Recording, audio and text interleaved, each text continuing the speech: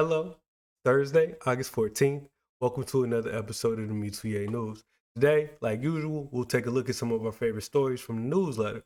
If you haven't gotten a chance, take a look at the link below. You'll find a link to our Substack. Subscribe if you're interested in that newsletter. That'll give you access to all of our daily stories that we cover. But we'll take a look at some of our favorites today. And we'll start out there in Sudan. As we can see in this headline, the UN rejects plans by Sudan's paramilitary group for a rival government amid civil war. If you're unfamiliar, there's a civil war going on in Sudan. It's intense. It's been quite horrific. It's been going on for now almost over 2 years. It started in April sometime 2023, or at least that's when it was, officially started. It's led to the death of, I think, over 40,000 people.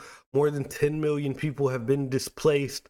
It's been a really horrendous and significant story in terms of like the global affairs.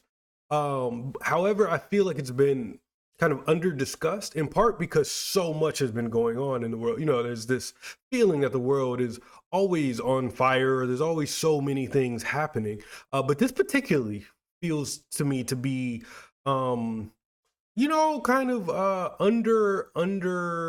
not appreciated is not the right word, but under discussed, maybe I'll say, in terms of the scale of the calamity. There's some real problems happening in Sudan due to this civil war. But let's take a look at the story. The UN Security Council on Wednesday rejected plans by Sudan's paramilitary group to establish a rival government in areas it controls, warning that the move threatens the country's territorial integrity and risks further exacerbating the ongoing civil war. The strongly worded statement by the UN's most powerful body unequivocally reaffirmed its unwavering commitment to Sudan's sovereignty, independence, and unity. Any steps to undermine these principles threaten not only the future of Sudan, but also the peace and stability of the broader region, the statement said. So the UN comes to flatly no way.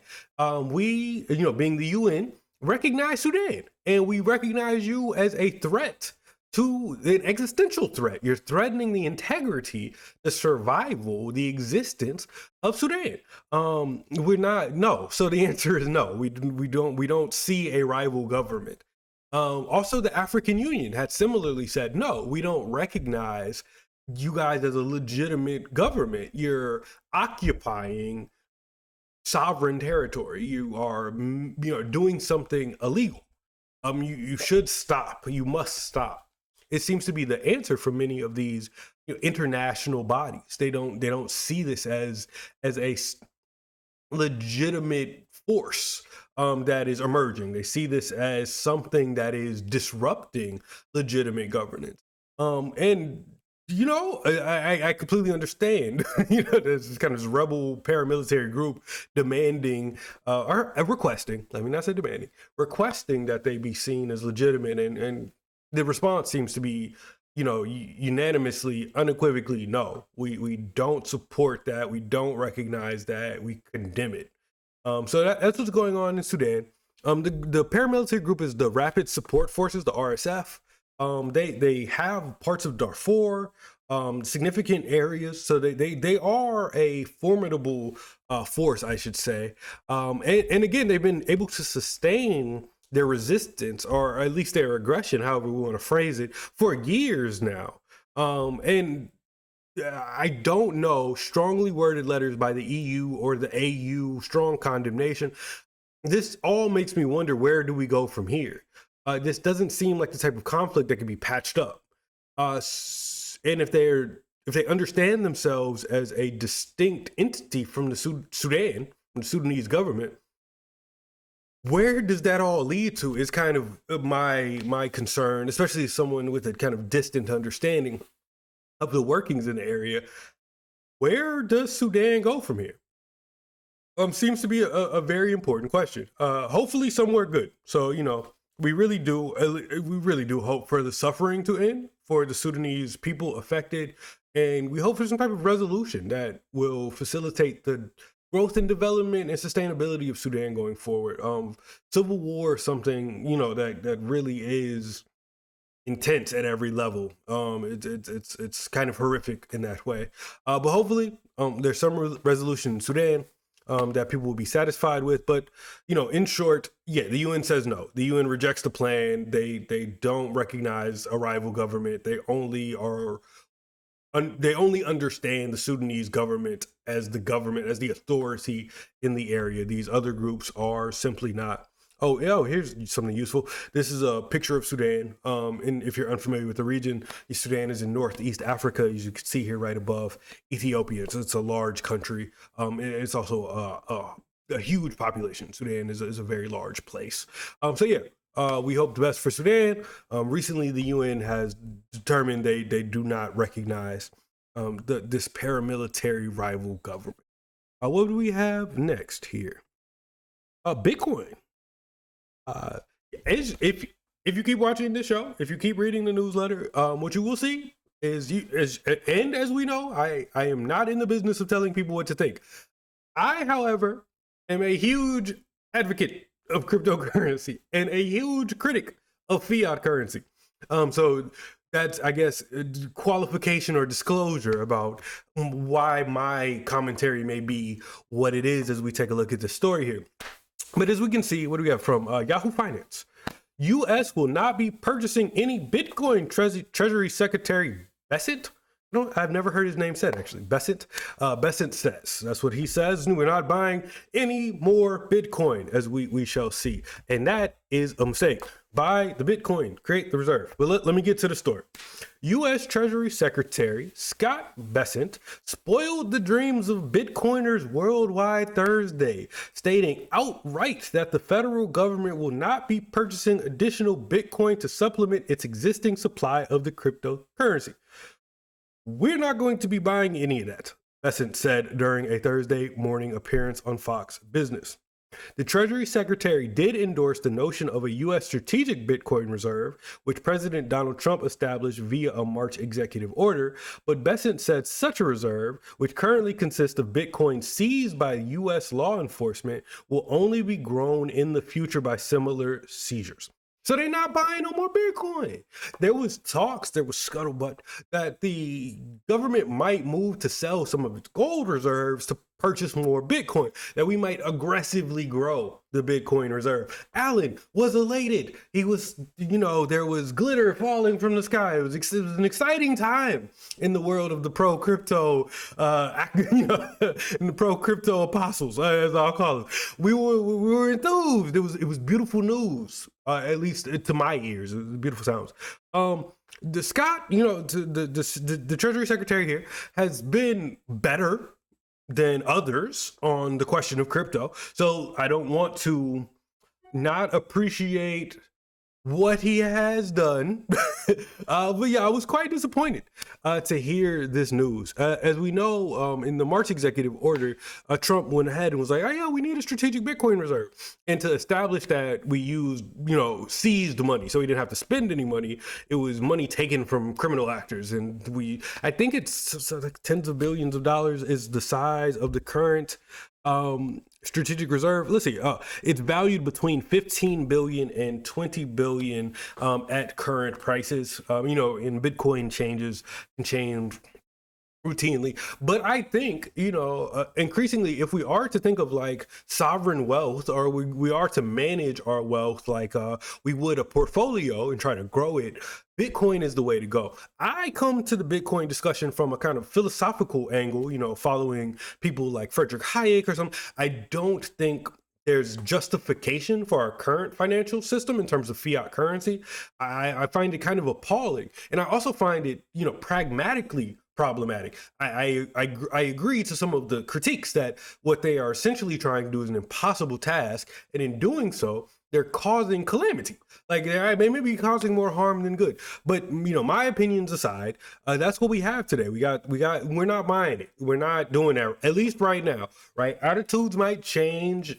People change their positions and so on. But at the moment, the U.S. is not buying any more Bitcoin. Is the edict. That's the word from on high. Again, I'm just a guy on the internet. The people with the official badges that scanned into the Treasury Department, they said we not buying. Allen says buy it. They say no, so we won't buy it. That's the that's our current predicament. But from my chair, from my point of view, I hope to see this decision reversed or at least rediscussed in some format. But that's where we're at. The U.S. Treasury Secretary says we're not growing the reserve. We're not selling gold and buying Bitcoin. Get out of here, Allen. Also, I don't think we should necessarily sell gold to buy Bitcoin. I would like to add that just my own take, my own clarification. But I think we should purchase Bitcoin as a country and as individuals. Buy Bitcoin. I'm not. This is not financial advice. Not financial advice. I like it as an alternative to the fiat currency system. Let's see what we got next. Let me see. Illinois becomes third state to restrict use of artificial intelligence in mental health industry as experts warn about AI psychosis. Let's read. Let's take a look. Illinois passed a bill banning therapists from employing artificial intelligence chatbots for assistance with mental health therapy as experts countrywide warn against people's ever-growing reliance on the machines. The Therapy Resources Oversight legislation prohibits licensed mental health professionals in Illinois from using AI for treatment decisions or communication with clients. It also bans companies from recommending chatbot therapy tools as a be-all alternative to traditional therapy. So Illinois is trying to say, like, because there's a licensing program for therapists, right? So like the state is overseeing the application or I guess interventions that therapists provide. I guess overseeing in some sense, or at least validating that these are services the government is comfortable with. I want to say people are going to do it on their own. I initially kind of misunderstood this story. I thought Illinois was going to try to ban people from getting on the internet and using these chatbots as therapists. That's not what's going on. The government of Illinois, many other governments, 2 other governments, are saying you if you're a licensed therapist, you can't like use the chatbot. Like it's not good, and there's warnings of psychosis. And I've heard that, kind of in the ether, that like people are concerned about this growing affinity for chatbots. So as a matter of law and order, I guess it makes sense that Illinois is suggesting that licensed practitioners can't use services that might cause harm to do things that are supposed to benefit clients. So the clients in good faith are being protected from bad practice. At least that's the idea here to me. Okay, cool. And there has to be some type of regulatory framework, right? Like silence is maybe not the answer, especially if this practice is rampant amongst therapists or something. My overarching point was that the people are going. We just got to get comfortable with the agentic agents, baby. Like that. Like the AI is here. It's not going nowhere. The therapists are going to use it. Hopefully they use it well. Go to therapists at your own risk. They're using AI. Everybody's using AI. How are we going to keep them from using AI? Are we going to be watching their computers? Is it going to take something bad to happen and then we interfere? As this article points out later, the legislation is a little, it's a little unclear exactly how this is to be implemented, like what this means in kind of a technical functional sense, like what exactly do we mean? But it appears to be just an indication that they don't want the therapists in the state reliant upon AI because it could drive people crazy. So yeah, that's what we got out of Illinois. And we'll take a look at our final story for today, which is what? Oh, Minneapolis, a big budget, $2 billion, the mayor says. This Superman looking mayor here has determined that the city needs $2 billion. And he coined it. This is built to last budget, right? So they're going to have $2 billion. They're doing a lot of things. It's cities are expensive. So I don't mean to have sticker shock as someone that doesn't manage city budgets and be like, $2 billion, what the hell is going on? It costs a lot of money to run a city. Minneapolis is a very large, it's a major American city. It costs money. However, what my thought was in terms of the proposal, I was quite concerned around this 7.8% property tax hike. Come on, man. Jesus Christ. I own a home out here in Indiana. My property taxes keep creeping up, stressing me out. They need to stop. In Chicago, they keep, Mayor Brandon Johnson, I'm not going to raise the property taxes. While he's going to raise the property taxes, they already raised them. We have to be fiscally responsible to some degree. I get it. It's expensive. We got to run the cities. I do understand. The money has to come from somewhere. And that means the money has to come from the residents of the city. Okay. I hear both of these things. It was funny. It was almost like a sleight of hand. They were like, the initial proposal was to be 14% property tax hikes. We brought it down. And this is a good tactic in that it kind of does create the feeling of like, well, at least it's not 15%, 30%, 100%. 7.8, almost 8% is significant if this is what the city council decides on. But I haven't even got to the story yet. Let me stop talking. Minneapolis, let's say everyone should have a budget plan that balances income and spending and keeps things fiscally sound. Sure. Minneapolis Mayor Jacob Frey unveiled his proposed budget Wednesday for 2026, a financial roadmap that is bigger than most. The $2 billion plan is built to reflect the city Frey says is disciplined and built to last over the long term, with infrastructure investments that will keep Minneapolis strong for decades to come. Frey unveiled his 2026 budget in front of the Minneapolis City Council, city leaders, and community partners. Some of the highlights emphasized by the mayor include a claimed $23 million in smart sayings, no layoffs of city staff, no interruptions to core city services, maintain fiscal reserves to withstand the possible loss of federal funding streams. So we are robustly protecting the interest of the city. This is resilient. Jacob tells me, Mayor Frey. Okay, that's good. How are we doing all this? Well, we're going to have to, that thing that you own, you're going to be passing the hat around, brothers. You're going to have to pitch in, right? Is where some of this money comes from. But yeah, I get it. I'm just kind of torn. I've been like a fiscal hawk lately. Maybe it's because I'm getting older. I'm in my 30s now. But yeah, so I keep saying it wrong. Property tax hikes are the things my nightmares are made of. I just can't deal with this. But cities have to be funded. They have going to cost $2 billion to run the city. We also covered in the newsletter. Subscribe to it. We looked at a story out of Spain. They haven't proposed a budget in like 2 or 3 years. They've just been skipping the budget proposals. They're working on a 2023 budget. Budgets are like the stuff politicians' nightmares are made of as well. So at least Mayor Frey here has been forthright, like Mr. Johnson. I'm gonna keep harping on the Chicago mayor and this we're not raising property taxes thing. At least Frey was forthright here and was like, yeah, I want to raise them. Yeah, vote for me. I'm raising property taxes, and I'm raising them so I keep these buses going. So what y'all want to do, is I think at least a commendable approach to what is a fiscal situation in this country that's perplexing leadership everywhere. I haven't really seen yet, and again, I'm not the expert in city budgets, but I in my reading of the news and presentation of the news, I haven't seen like, oh, that is the model. What they're doing out there in Oakland, or what's going on in I don't know, Providence, Rhode Island is like the way to do this. It looks like we're in a pickle here.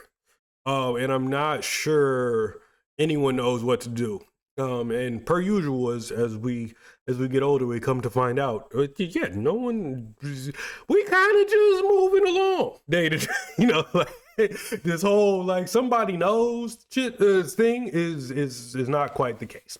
So yeah, y'all have a good day. Stay out of trouble, man. Like and subscribe the YouTube channel if you're on YouTube or Rumble, what have you. Like and retweet if you're on Twitter. I guess I'm trying to build an audience, as it were. Go to the Substack though. That is where I'm trying to direct everything. So please do check out that Substack. Subscribe there if you have the time and are inclined. That's it for me for today. Y'all have a good day. I'll see y'all tomorrow.